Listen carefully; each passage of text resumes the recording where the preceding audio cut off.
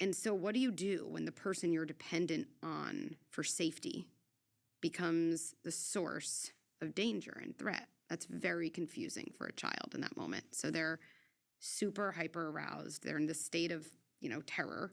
And then usually after in my house too, I just yell at my kid. They're kind of alone in their room. I'm alone in the kitchen or wherever. Meanwhile, spinning, because I'm such a bad parent. Like but meanwhile, because I'm so lost in my own guilt, I might not be going to my kid. And so what happens for my kid if I don't repair after I scream at them or one of these events, right? Well, a kid cannot say to themselves, my parent just had a bad day. Then the badness is in my parent. My leader, I'm young now, right? Like I don't understand nuance. My leader can't be bad. So I must take on the badness. At least then I have control. So kids, after they're kind of yelled at, in the absence of repair, they really only have two options for how to regulate and feel safe again. They can self-blame.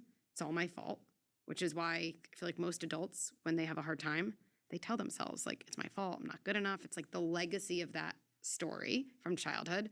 Or they use self-doubt.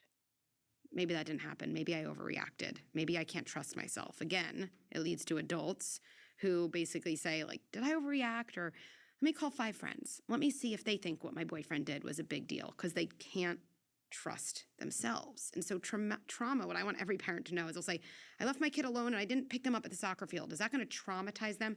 And I'll say, well, that's just the event. Like, did you say to them, hey, that probably felt scary? What was that like? Oh, you're right. Like, you were alone. Now, all of a sudden, next to the event that was scary is my story and my connection. It got processed in a safe connection. It didn't get processed in aloneness. And that's a massive, massive difference.